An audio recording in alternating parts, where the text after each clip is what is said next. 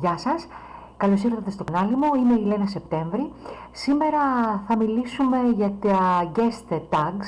Είναι τα καρτελάκια αυτά που βάζουμε στις κοινωνικές μας εκδηλώσεις, το όνομα του καλεσμένου στο τραπέζι, στη θέση που κάθεται. Μιας και μπαίνουμε τώρα στην εποχή που τα ξεκινάμε και τα χρησιμοποιούμε με γάμους, βαφτίσεις, πάρτι κτλ. Θα ήθελα να σας δείξω πώς τα φτιάχνουμε.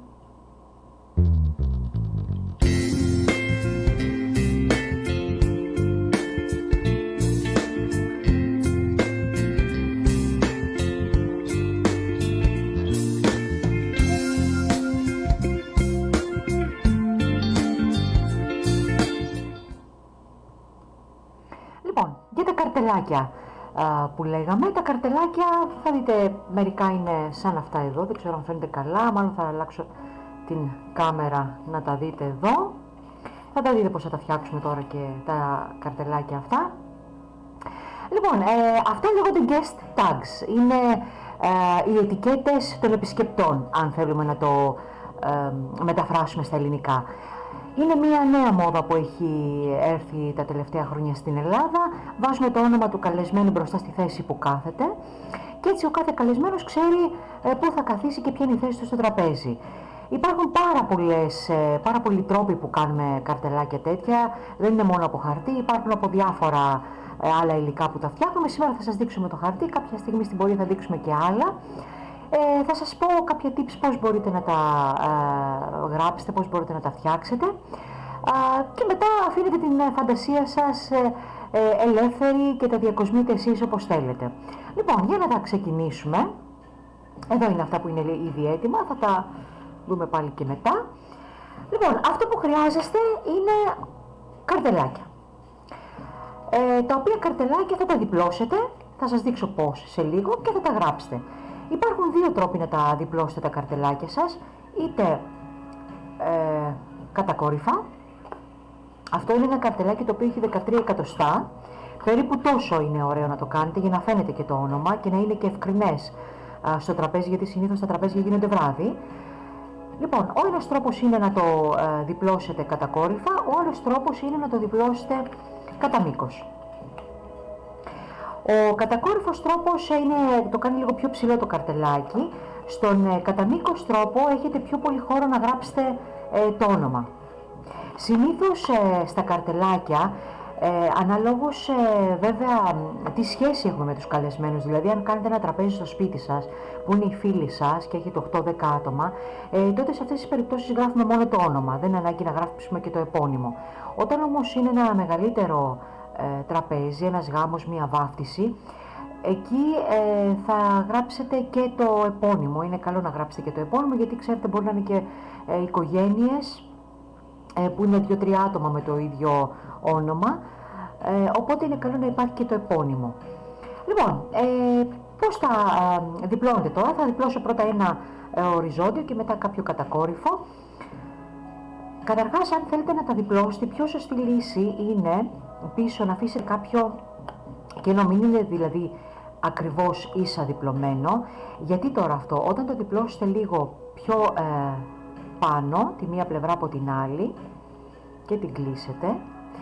Εδώ το χαρτί δεν είναι πάρα πολύ χοντρό, αυτό που σας παρουσιάζω τώρα, όμως μπορείτε εσείς να πάρετε και 250 γραμμαρίων, είναι καλό να έχετε ένα χαρτί 250 γραμμαρίων, αυτό είναι γύρω στα 160 γραμμάρια και δεν είναι και σωστά κομμένο από ό,τι βλέπω, θα το διορθώσω τώρα, έτσι λίγο να το κόψω να είναι ευθεία, θα το κόψετε βέβαια πιο ευθεία.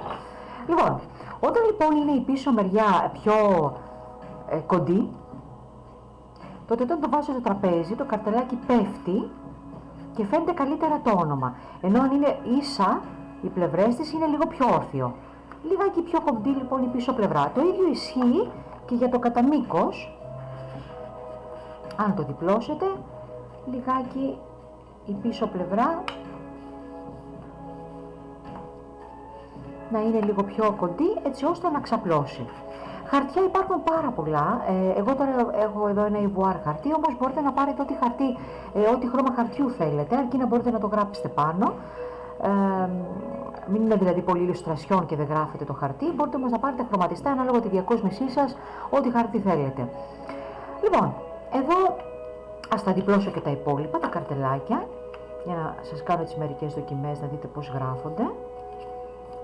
Πρώτα λοιπόν θα τα διπλώσετε για να ξέρετε πού θα γράψετε το κάθε όνομα, γιατί αν δεν το έχετε διπλώσει πιο πριν, μπορείτε να το γράψετε πολύ προς τα πάνω ή πολύ προς τα κάτω το όνομα και δεν θα σας βγει ωραία. Οπότε τα έχω κόψει εγώ, τα καρτελάκια, σας παίρνει γύρω στα 13 εκατοστά. Εσείς βέβαια το κόβετε όσο θέλετε, αυτό είναι ένα καλό μέγεθος.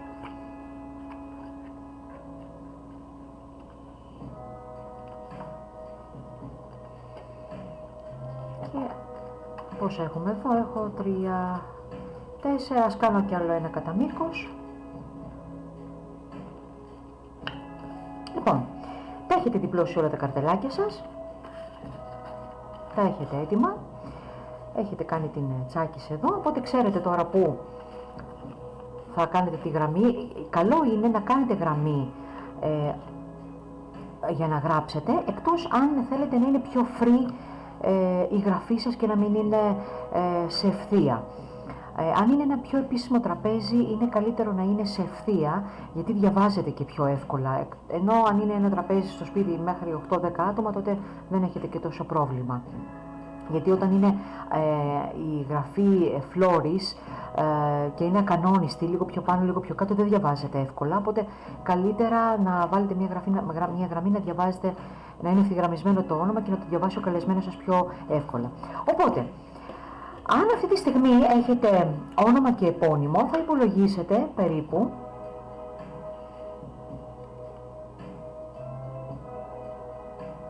να έχει 2 εκατοστά απόσταση η μία γραμμή από την άλλη, οπότε θα τραβήξετε τη γραμμή. Αυτή τη γραμμή θα τη σβήσετε μετά που θα τελειώσετε. Τώρα είναι βοηθητική, έτσι.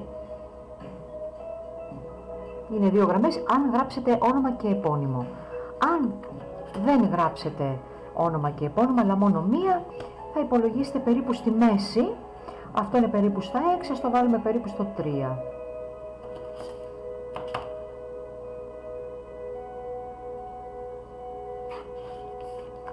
Το ίδιο και τα υπόλοιπα.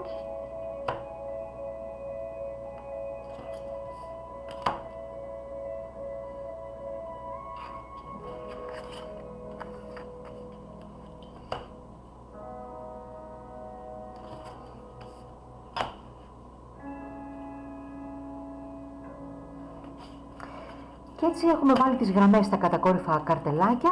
Στα οριζόντια καρτελάκια που είναι κατά μήκος, εδώ επειδή χωράει το όνομα και το επώνυμο σε μία γραμμή, είναι καλύτερο να γράψετε σε μία γραμμή το όνομα και το επώνυμο.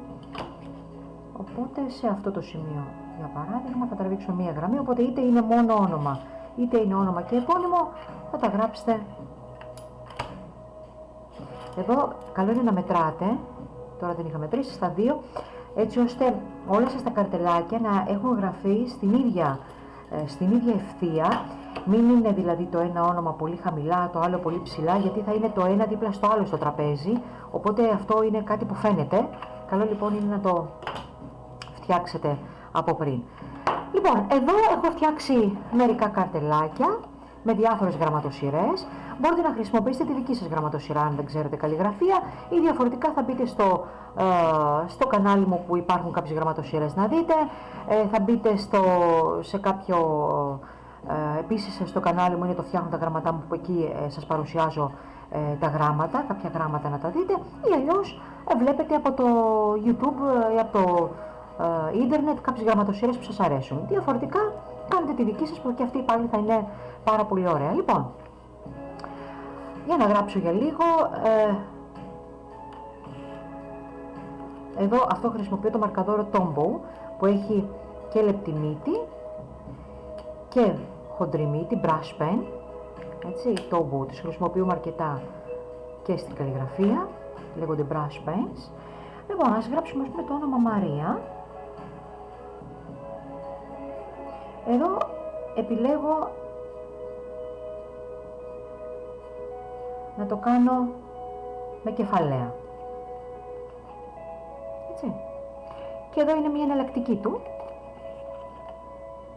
με πράσινο χρώμα και η γραμμή ξεκινάει από τη βάση του α. Εδώ είναι μια άλλη εναλλακτική.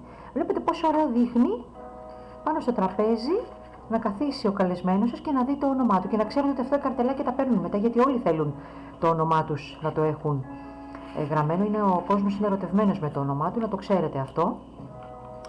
Λοιπόν, ας πάμε τώρα σε μια άλλη μορφή.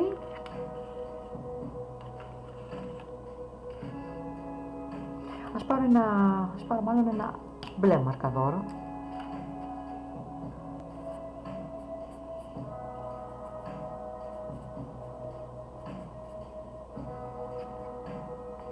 Είναι λίγο πιο στενά, πιο λεπτά τα γράμματα, γιατί δεν είναι brush pen πλέον. Έτσι. Για να δω για λίγο και στο κατά μήκος πώς θα φανεί. Εδώ πέρα έχω πολύ χώρο για να γράψω το Μαρία, οπότε για να πάρω λίγο το χοντρό το brush pen.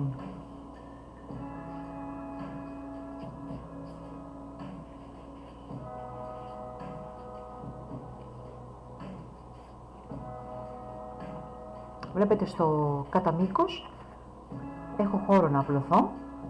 Θα μπορούσε ίσως το όνομα να γίνει και λίγο πιο κάτω.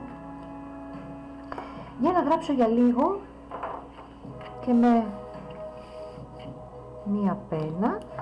Εσείς μπορείτε να χρησιμοποιήσετε όποιο εργαλείο γραφής θέλετε. Μπορείτε να χρησιμοποιήσετε και μαρκαδοράκι, μαύρο, καφέ, ό,τι χρώμα θέλετε, brush pens που σας έδειξα, στυλό, ό,τι θέλετε και ό,τι χρώμα θέλετε.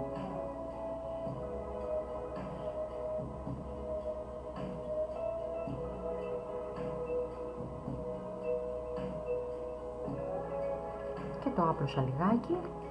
Και να το απλώσω και εδώ λίγο περισσότερο, στο κατακόρυφο, στο οριζόντιο. Η πένα μου κάνει λίγο διακοπές. Δεν πειράζει, θα την πατήσω από πάνω, απλά για να σας δείξω τώρα.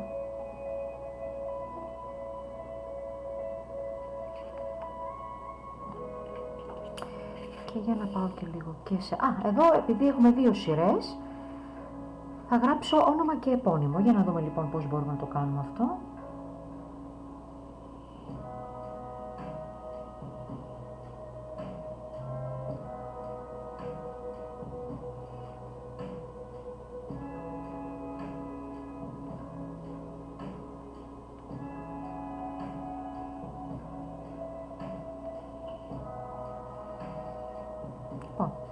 Εδώ είναι όνομα και επώνυμο. Κοιτάξτε λοιπόν τώρα τα καρτελάκια με διάφορες γραμματοσειρές. Πολύ απλή, λίγο πιο καλλιγραφική, λίγο πιο απλωμένη και κατακόρυφα με brush. Αυτό είναι με πένες, με μαρκαδόρο, με πιο χοντρό. Εδώ είναι κάποια άλλα που υπήρχαν. Θα βρείτε πάρα πολλές γραμματοσύρες, αλλά χρησιμοποιήστε και τη δική σας, γιατί όχι. Και αν θέλετε να τα στολίσετε, μπορείτε να τους βάλετε κορδέλα, να κολλήσετε πάνω με ένα κοπτικό, να κάνετε κάποια σχέδια εδώ, να τα χρωματίσετε. Ιδέες υπάρχουν πάρα πολλές. Το ίντερνετ είναι γεμάτο από τέτοιες ιδέες που μπορείτε να χρησιμοποιήσετε για να φτιάξετε και τα δικά σας. Αυτά όσον αφορά τα καρτελάκια σήμερα. Είναι μια πολύ όμορφη διακόσμηση για να τη χρησιμοποιήσετε στα τραπέζια εκδηλώσεων που κάνετε. Ο κόσμος θα το εκτιμήσει πολύ, γιατί σε όλους αρέσει το όνομά τους να είναι έτσι όμορφα γραμμένο. Επίσης, αν το διακοσμήσετε κιόλας, να είστε σίγουροι θα το πάρουν μαζί τους φεύγοντας και αυτό ως δωράκι. Λοιπόν, να σας υπενθυμίσω να κάνετε subscribe στο κανάλι μου.